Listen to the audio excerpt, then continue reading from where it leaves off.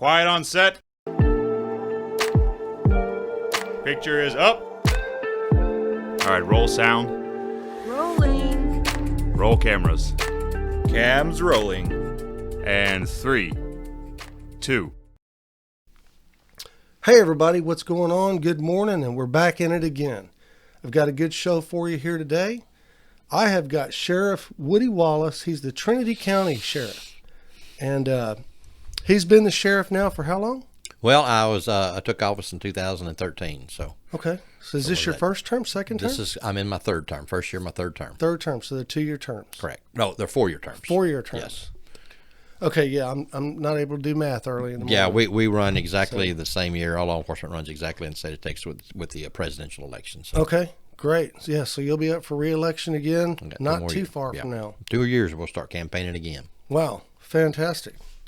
All right, and so the size of Trinity County Sheriff's Department, I wasn't really able to find the size of the department itself. I did get some demographics on Trinity County and found out how big it was and what the population was and things like that. Tell me a little bit about your department. Well, we're a small department. We've only got about I think there's probably about 35 full-time employees, and then we have some part-time people. So I got 12 sworn officers, and then myself. So we're relatively small. Okay. We got in Trinity County, we got other law enforcement agencies we rely on. So we got constables that work well with us. We got 4 constables, and we got DPS, game wardens, and then of course we have a couple municipality police departments. So how many municipalities are in 2? We got Trinity and Groveton. So both those are independent municipalities. Correct. Okay, great. And we already covered how long you've been sheriff, so that's good. So your jurisdiction is all of Trinity County. Does it overlap any other counties? No, it's strictly Trinity County. But I'm sure you have interlocal agreements with the adjacent counties. Well, we do in some aspects. We have a very small jail. Our jail was built in 1933. It's a small rock building, and it only holds 7 inmates. Really? And we typically keep on average, I think about 50 inmates per day. Yeah. So we have interlocal agreements with the counties surrounding us, San Jacinto County, Walker County, Houston County, to where we contract out and keep our inmates. Okay. So your inmates would go to Huntsville, I guess, right? Some. We've got 1 or 2 there. We don't keep very many there.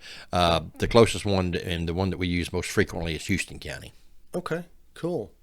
Yeah, and Houston County is another adjacent county as well. Correct. It's just about 20 minutes down the road, so from the jail. So I did a Google search. I mean, it's one of the things that I normally do when I start doing research on whoever's going to be coming in. And I really realized that you're tough on drugs. Trinity County's, y'all don't take no bullshit out there on drugs. Not at all. So let's talk about that a little bit. I mean, was that your idea coming in as sheriff to start out with? Or? Well, yes, actually, prior to being in law enforcement, I was in business for myself. Okay. And I've operated several different kinds of businesses over the years. Started out at a very young age in different businesses. And I grew up in Houston County, up in Lovelady, right down the road. And then I moved over to Trinity County, and I had some businesses there. And hiring people was difficult. It was a challenge. Always is. Yeah. You would pay them on Friday, and you wouldn't see them again because they'd go out and get drunk or high, and then you'd never see them again. So then it dawned on me at that point in time the amount of theft we had in stores that meth was a huge problem in Trinity County. We were often joked at anywhere I'd went for training. I've been in law enforcement since '94, but on a part-time basis most of the time. But every training I ever go to, before I was law enforcement in Trinity County, they would have slideshows about this is Trinity County, click, this is Trinity County, this is Trinity County. And we seemed like we were at the time, kind of like the laughing stock of East Texas, or really? Even people referred to Trinity County as the meth capital of the world. Wow. Now that I thought Montgomery County's always held that spot. Well, no, we've held it for we did have it. We don't have it anymore, and that's the good thing. But going back to your question, I couldn't find any help, and we have no industry in Trinity County, and you're not going to get industry in Trinity County unless you can have some sort of label pool to choose from. Mm-hmm. And a lot of people are on meth, and they're not reliable workers. So at that point, I decided that if I was gonna ever have a ability to have a job or bring some sort of industry into Trinity County, you got to have workers, and you're gonna have to clean it up a little bit. You got to make it not so relevant or not so easy to grab. Where used to you could just drive down the street in Trinity and you'd see 15 people standing out on the street corner trying to sell you drugs, and it was a shame. And I did everything. At that point, I said, you know what, this has got to change. This has got to change. I'm going to raise my kids here. I live here. I got businesses here. And if it doesn't change, then I don't want to be here. Right. I want to move somewhere else. And I thought, no. So the opportunity come up in 2006. I had a friend of mine who was a constable there. He called me one day and he said, hey, look, I'm going to take a job with the state. I cannot hold this position anymore. Why don't you run for it? And I'm like, nah. At that time, I had a business over in Walker County in Huntsville. So, I was like, nah, I'm not really interested in it. But then, he kind of worked on me a little bit, and I decided, you know what, maybe I will run for it. And I did. And, surprising to me, and I won. The constable race out there on the lake, on Lake Livingston. Didn't think that someone from outside, because I really wasn't an outsider, but I wasn't from Trinity County. Right. And so people didn't really take too kindly to that in Trinity County at the time. Politics back then were, if we don't know you, you're not a good old boy, you're not getting in the system. That's it. Yeah. So I won. And then from there, I did 2 terms as constable. And the opportunity arose that there was going to be a election coming for sheriff's job, and I thought, you know what, I didn't particularly care for the way it was being done at the time, and I was told if you don't like it, do it yourself. So I decided that I would run for that position, and I won. And I beat an incumbent. And I won with a landslide, and that was my whole point, was we got to do something more than's being done about meth in our county, and that was my campaign promise, and I still stick to it. So that was your platform, is tough on drugs. You got to be tough on drugs. Yeah, drugs, especially meth, at that time was the root of all evil. Everybody in jail. Well, there's other drugs out there now that's coming along, but back then it was primarily meth. There was some cocaine, there was some crack, but it was meth was getting really big, really strong. Everybody was on it, was cheap, and it just got to be a big problem. And you can't function on meth in any way. You're not going to be a function in society. So it just come to pass that it was an opportunity to come up to run, and I run on that platform and told people I was pretty tough as constable in my precinct on meth, and we made lots of drug busts, and people liked it, and they said, hey, why don't you they voted for me, and they put their trust in me, and then I've got different forms of fighting, and other than just arresting them, there's lots of different avenues we go at trying to attack the meth problem. Really? Yeah. So I'd like some examples. Well, educating the public about it, number one. Smart, yeah. And we do that through lots of things. We have a program that we participate in. It's called Don't Meth With Me. Okay. That is it's aimed at 5th graders and 6th graders. What we do is we go into the school. We haven't done it the last year because of the COVID pandemic, but we would go into schools and we educate 5th graders what meth is made out of.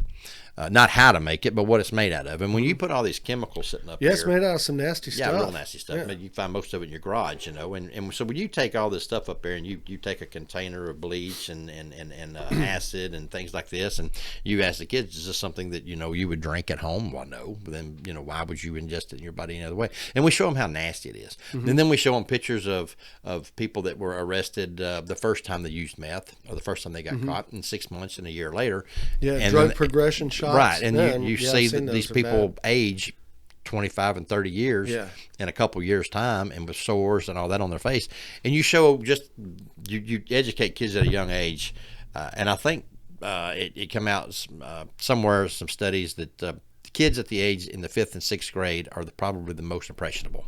Absolutely. If you scare them at that age of what the consequences are, then you put that in their mind, and hopefully they'll grow up knowing that this is bad. Let's don't ever try it. And in other areas where they did the Don't Meth With Me program, they saw a huge reduction over the course of 5 and 6 years of meth-related crimes. And I think that we've seen it as well. Now, we started doing it about 4 years ago, so these kids are still in high school, but we don't have near the young population messing into the meth game than we did back when I first got started. Well, that's good. Yeah, I don't think I've ever met anybody who got involved in meth who was able to wiggle their life back out of it. It's almost like it steals your soul or something. It does, and that's like I tell people all the time. People call me and say, "How do I get my child off meth?" And I said, "Well, you can't. It's got to be a life. Right. It's got to be a life changing experience for them. Their heart's got to change. Number one, they have to decide this is not what I want to do. Yeah. And the only way that normally happens is almost with a near-death experience, or something major happens in their life. They have a near-death experience with it, or they've seen someone else die, or they lose a family member. And sometimes that makes people wake up and say, oh, wait a minute, life is not as long as I thought it was. It's certainly more fragile than I thought it was. And that way some people tend to decide, hey, I don't want this anymore. I've never really known rehabs to work. What about incarceration? You think it works? I think if you get them young enough, and I think it can. I don't think long-term incarceration is a rehabilitation. I think at that point, society's done with you. You just we need to lock you up, keep you away from everybody else. Right. I do like the fact jail therapy is what I call it, and I tell parents this all the time, especially dealing with young kids, misdemeanor crimes. If you don't have punishment for misdemeanor crimes, then these kids will eventually graduate to felonies. Sure. And so I think no accountability. No, yeah, there's got to be accountability, and the rewards for the crime have got to, they can't outweigh the consequences of the crime. And so when you have and I can give you a couple for instances where parents come up there. Most parents, your child gets arrested, the first thing they do, I got to get my kid out. I don't want my child to stay in jail tonight. Right. And a lot of times they'll say, look, if you're having problems with this kid, and this is not the first time, if you get in trouble at home and school, a night in jail may not hurt. It might wake them up. They might realize, hey, I don't ever want to do this again. They already got the arrest on their record, so let them spend it out and let the kid get their way out of it, and you let them fight. Right. Not mom and dad go up there and pay the fine or hire lawyers and all that other stuff. So I think a night or two in jail for someone young I don't ever want to do this again. And I can tell you, for instance, we had 5 young males that last day of school several years ago got into a fight at school and did some cussing teachers and all that other stuff. And we showed up and grabbed them all, took them up to the jail, and all their parents showed up really quick. Their moms did. It's always mama's little boys and daddy's little girls. Sure. So mamas show up and they're all, I want my child out. I'm like, hold on, let's talk about this for a minute. I said, I'll let you take your kid home. We'll let you take them home today if that's what you want to do, but you're not doing anything good for them. Matter of fact, I can promise you, if you let them spend the night here and let them be mine for 24 hours, I don't think we'll ever have any problems with them again. And I think you might see a really big deal. And they all kind of looked at each other and they said, you know what, you're right. And they all turned around and walked out. And all of those kids or young adults at that time, I think only one of them got in trouble after that, and it was very briefly, and then they ended up turning their life around. So I think a little jail therapy sometimes helps. Sure. But I don't. I see that after a while, it just becomes pointless. It's a moot point, and people aren't going to change.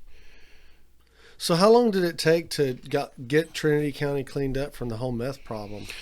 Well, it's not completely cleaned up, but I will tell you this. I don't think it ever really is, but I'm sure you saw a big difference after a certain period of time. Oh, we've seen a huge difference. I can tell you, the first year I was in office, we had, I can't remember the exact number, but it's close to 150 burglaries for the county. That's a lot for a small county. It is a lot for a small county, and now we run less than 50 a year. Okay, that's and great. And a lot of those, 5 or 10 of them may be the same person, and we finally catch them and we prosecute them. I've got a good prosecutor, the county attorney and the district attorney. They work really well with us, and so when it's time to hammer on somebody, we hammer on them. And when it's and then when it's time to give somebody a break, or we see that this person, and typically young people, if there's something that we can do in their life to maybe give them a break, but hold them accountable. It tends to work. I mean, and I think. I don't want every kid that gets arrested to feel the full wrath right then. And if we can, Yeah, because sometimes it's just wrong place, wrong time, or something like exactly. that. You know? And some of them are just they're following the leader and they're following the wrong person. There you go. And sometimes you just need to jerk that chain and get them back in line. Mm-hmm. And I think schools need discipline, parents need discipline at home, and then it comes to us. Mm-hmm. And I prefer to keep it in the schools and let the school handle their discipline, and I prefer to let parents handle their discipline. But when that doesn't become an option anymore, then law enforcement's got to be ready to step in, and you got to have prosecutors and judges that are willing to look at each situation differently, not treat everybody the same. So the Don't Meth With Me program, is that a school thing, or is that put on by the sheriff's department? We sponsor it. We go out and we get sponsors throughout the community, different businesses, and then we print up a T-shirt that says "Don't Meth With Me," and on the back's listed all the sponsors. And then what we do is we go around to the 5th grade schools, each school in the county, and we hand them out a little bit of literature, and we do a program. We just get up and do a kind of a speech, show them a slideshow of the pictures of different That's an chemicals, awesome program. and I think it works, and I think the kids interact, they ask questions, and sometimes they go to the counselor at their school after we've been there, and they say, hey, my mom or my dad or my uncle is doing this. What do I need to do? And we've been able to come into some families and help situations, knowing that. Yeah, it doesn't always have to become a Right. legal matter. Yeah, and sometimes it's a good, just helping people's a good thing. right? Yeah. And it also wakes kids up too. If their parents are doing that, then they're aware of it. They understand. Well, they don't necessarily quite understand, but they are aware. They know they know it's bad, Right. And they realize this is not what I want to do. This is what's causing this behavior. So I don't ever want to grow up and be that way. Yeah, I'm curious as to whether there are any programs like that in Montgomery County. I'm gonna have to find out. If not, would that be something you'd be willing to share with the guys here in Montgomery? Sure, County? I don't mind giving any information like Great. that. I mean, Awesome. it's a program that's I think right now there's a group over in Polk County that kind of head this up. They're the one that brought it to me. Okay. They said, hey, this is something you need to do or look at, and we did, and I think it works. So Awesome. yeah, absolutely, I would work with anybody that wanted to try to get that going in their communities. That's great. Okay. And I know back in May of this year, you guys seized 6,661 marijuana plants, along with 771 pounds, I guess, of marijuana and $50,000 cash. Was that a single location bust, or was that the grow house bust? That's the grow house bust. We didn't get $50,000 in cash. I don't know where that come from. That was on the internet. Who knows? Yeah, there's no telling. I hadn't even seen that Okay. anywhere. But the grow houses, there was about 10 of them. There was Wow. about 10 houses, and they were all set up to mass produce marijuana with very high THC levels. So, And all interconnected, I guess. So that yes, it was all owned by one organization. Wow. Was it, I guess, a cartel kind of thing? We're confident it's a cartel operation. The guys that were actually there working that we actually took into custody, they had little knowledge, or they wouldn't talk. They were scared. I bet. So they cooperated 100% fully. Yeah. There was a language barrier. They really couldn't communicate with us that well, or chose not to. But I suspect we probably won't ever see them again. It scares me that the cartels operate north of their border. I didn't think they did. No, they're very well in our areas. And that's unusual, because I would think that they would have an easier time with operations, at least in Mexico, and even south of Mexico, right. just due to the laws and due to the fact that I think a lot of the law enforcement's already in their pocket and things like they come to a different place, and and they meet up with a guy like you who's tough on crime. It just seems like it would be anti-business smart to set up an operation like that. They're going to get popped. Right. Eventually they will, but the people that's doing the work, I guess you would say the ones that's doing the footwork. Yeah, the worker bees. They don't care. I mean, they don't care about them, and they can be replaced really quick. So is that also a big problem in Trinity County? I mean, as far as marijuana and just people growing plants? Not really. I mean, over the years I've seen a few. I mean, we've a few years ago we had a huge operation that we got out in the National Forest. There was probably about 15,000 plants growing. The feds came in and cleaned it up. But as far as local people growing, no, we don't have a. I mean, I'm sure there's quite a few people that's got one or two plants in their backyard and that we'll never hear about. But when it comes to this type of operation, you couldn't help but smell it almost 500 feet away. You could smell these houses; they were so strong. Really? Yeah, it was horrible. I mean, the neighbors were complaining about the smell. Yeah. People don't, everybody don't realize that they think, oh, well, it was just marijuana. Well, it's not just marijuana. To grow that stuff, they went out, they bought houses. They didn't completely pay for the houses. They just, they lease them or mortgage them, and then they destroy them from the inside. These houses are completely gutted. They're modified to grow. You can't use it for anything else, so the lien holder of the property loses all their value in the house because it's destroyed on the inside. Yeah, and I bet they're contaminated afterwards. Yeah, well, it stinks. It smells really bad. But they steal electricity. They steal water. They go around. Anything they can to keep from any signals going up that hey, they're doing something here illegal. They go in through the weatherheads and behind the weatherhead, and they wire into it around the meter, and they steal electricity. Wow. So something that should probably run in $5,000 or $10,000 a month electric bill is running nothing in electric bill. Wow. So they're stealing great amount of electricity, and that's not fair to you and I. Yeah, of course not. Yeah, because it just stresses the grid also. Right, and there's a lot of human smuggling that goes with the cartels and with the marijuana, the illegal marijuana operations. Wow. Okay, so, and I also saw on your website, your county website, y'all recently had an annual seizure sale. Yes. Yeah, and I thought that was kind of cool. Well, it goes along with, we talked about what do I do to prevent meth, and and so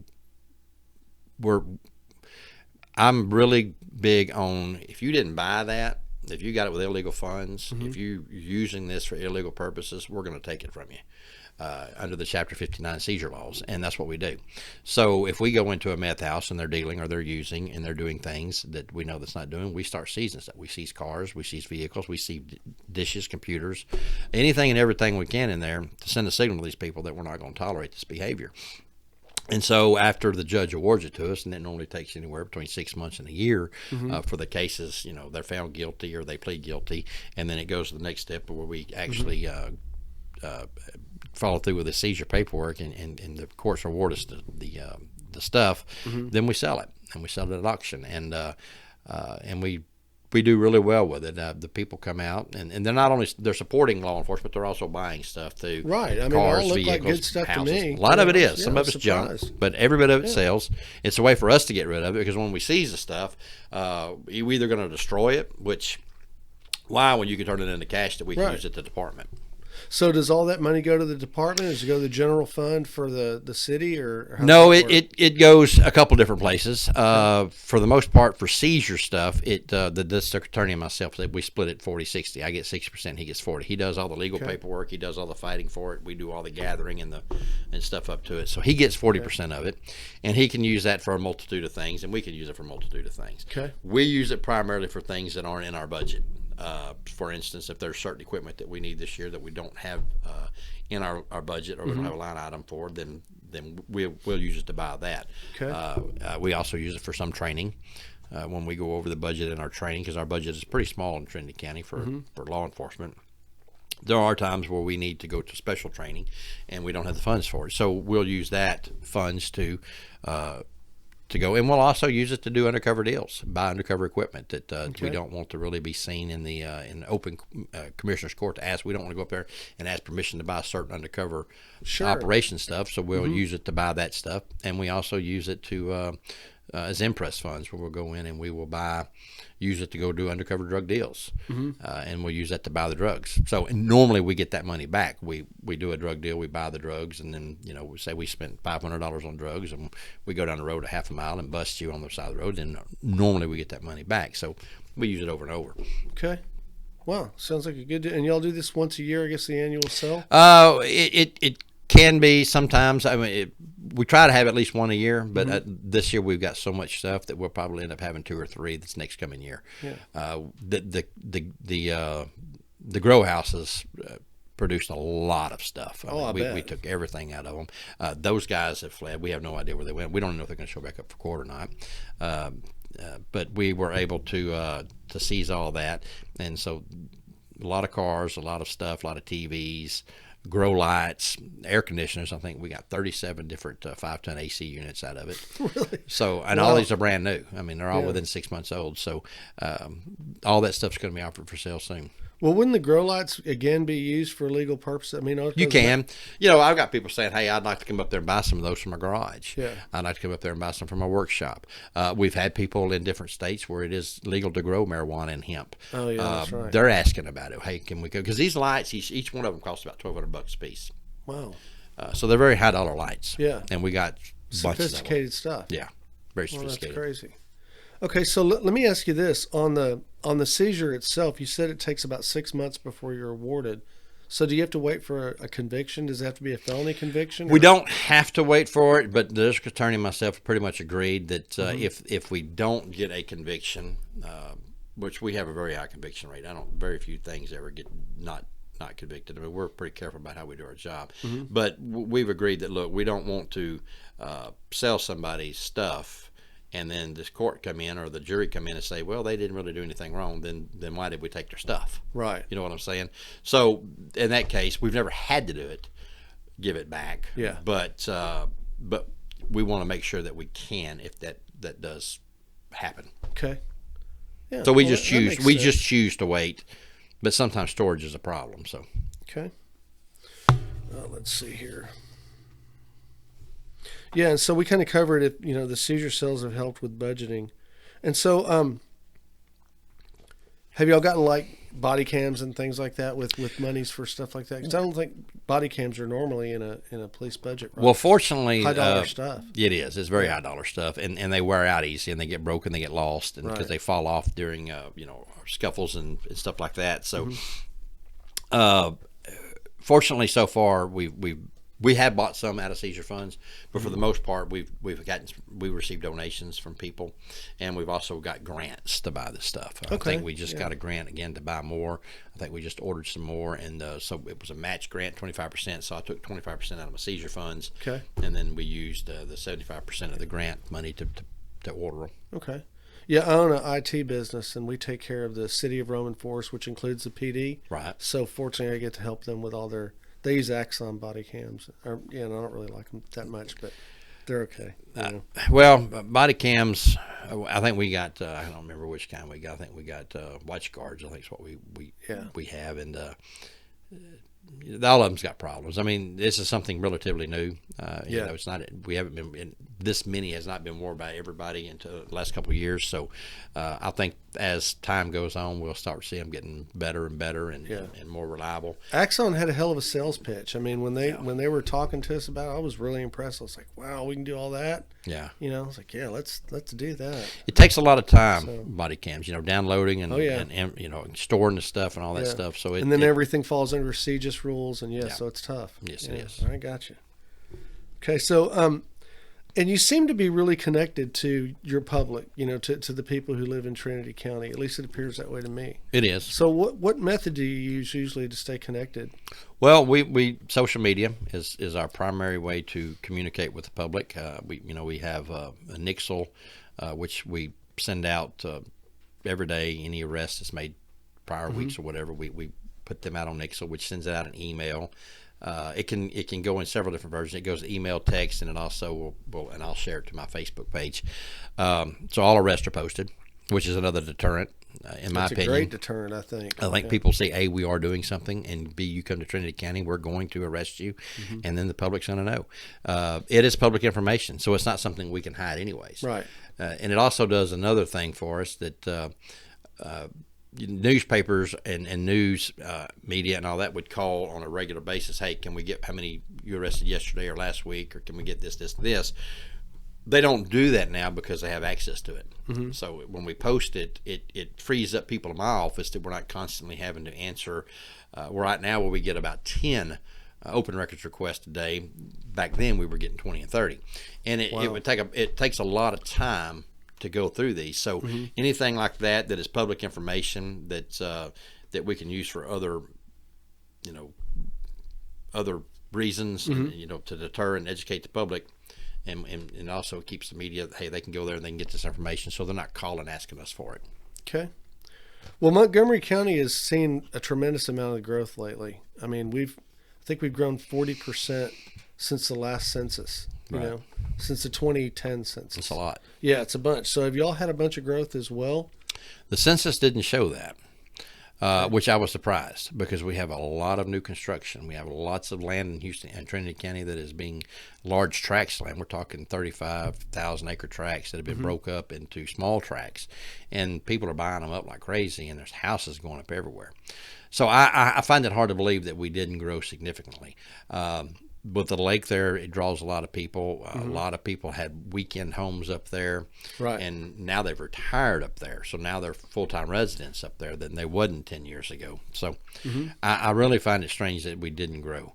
But the good thing, though, is crime has gone down in Trinity County. Yeah, So- I'll bet y'all sound like you're pretty tough. Well, again, that goes to our prosecutors as well. They work really well with us.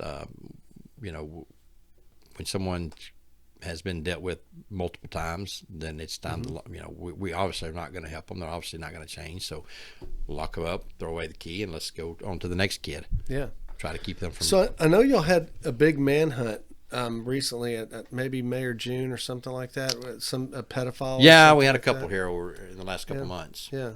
And this guy was like out in the forest, and y'all had to hunt him for a couple of days. Finally nabbed him, though.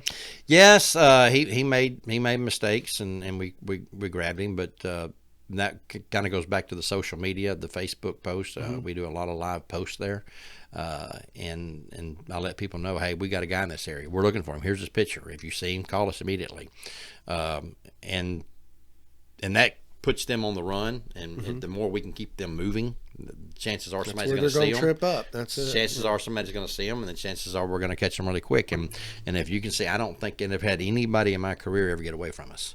There's been a couple we've chased for a couple days, but they've not ever got away. Some made it from other counties to our county, but that was the last county they made it to because we caught them. Yeah. And I attribute that a lot to Facebook, and staying diligently on it. I want to send a strong signal out there that it does not do anybody any good to come to Trinity County and commit a crime and run, because we're going to catch you. Cool. And we're going to chase you until the wheels fall off our vehicles. We're going to chase you to Mexico if we have to. But if you do something in our county wrong, we're going to bring you to justice. That's good. I like it. Yeah. That's the way it's got to be. And it's unfortunate it has to be that way, but that's just the way life's gone lately. The good thing about it is it reduces the amount you're going to do it in the future. When they realize you're not going to give up, then there's, why put myself through it? Why not just throw my hands up and say, okay, you got me? Yeah. And don't ever just run. And I've never had anybody in our jail run. And we've got a huge trustee program where the 7 beds in Groveton that we keep, they're primarily trustee beds, Okay. and they do work in the community. And I've had some that have run from other counties, and I brought them over to me, and I'm like, it'd be a bad mistake for you to ever run. We're putting a lot of trust in you, and it's worked. It's worked really well. We've never had anybody run on us. Well, you seem like a fair guy, though. So I mean, We try to. Yeah, it's the way to do it. Like I said, we intent of the law versus letter of the law.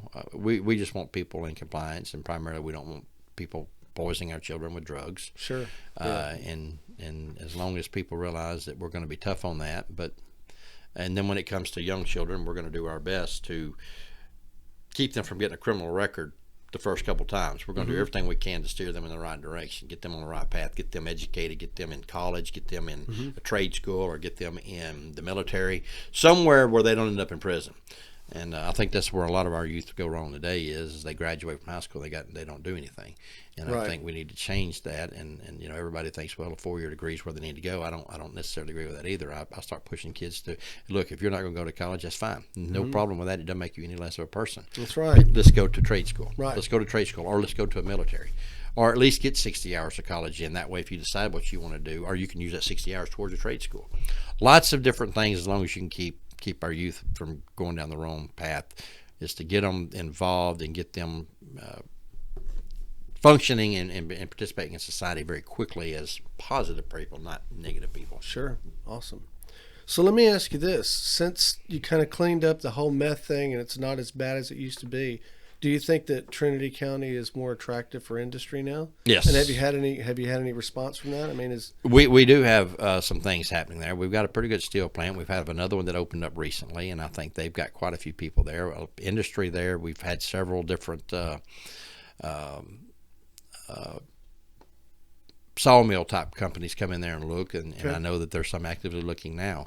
But land now is really getting very high in Trinity County because of the people, mass evacuating the big cities and stuff. It's getting harder to find, but there is opportunities in Trinity County now, and there is a workforce there. And I do believe that maybe we can start reaching out to some of these industries, and we can get more people looking at us. Fantastic. Well, that's great. Any additional political aspirations? Not at this time. I've got different people asking me to do different things. There was our county judge is retiring this year, and after I think he was in there for 16 years, and he's retiring, and there's been a push to try to get me to run for that, and I thought about it, but I'm not ready to give up what I'm doing yet. I still think I've still got some value to the sheriff's office, and when I do leave the sheriff's office, I want to make sure that I've got someone there that can take over, or the people are going to have a choice between someone that can do a really good job that I think is going to do a really good job. I want a choice in there that people can choose, and that it's not going to be turned over to somebody that's just going to put it back to the way it was. I didn't all this work for nothing. So I'm not ready to leave yet, and when I do, I don't know what I'm going to do. I haven't really made up my mind. But I'm not taking anything off the table at this point either. Cool. Well, Sheriff Wallace, I appreciate you coming in. Yes, I had sir. a really interesting conversation. I learned a lot about Trinity County that I didn't know. Well, I appreciate you having me. So, and I think the Don't Meth With Me program is an excellent thing. And the guys in this county, hopefully, take note, gentlemen, should look at maybe talking to Chief or Sheriff Wallace about that and see if we can share something like that. I think that's great. That's definitely the way to go. Be glad to share the information with whoever we can. Education's kind of the key. So, I mean, I think that's how we killed cigarette smoking in this country, was through education. We just got truthful with people and said, hey, smoke if you want to, but more than likely it's going to kill you over a period of time. I do think that if people see the repercussions and the damage it does, I think some people will think twice about ever getting on it. Once they start, it's very difficult to get somebody off, if anything, cigarettes included. Yeah. And but I think if we can keep our younger generation from ever trying it that first time, there you go. I think that we've made progress. Well, you seem like a fair man to me, and I think the citizens of Trinity County are lucky to have you. Thank you. So when you get ready to run again, I'd like to have you back on. Let's Absolutely. talk some You bet. campaign strategy and see what's going on.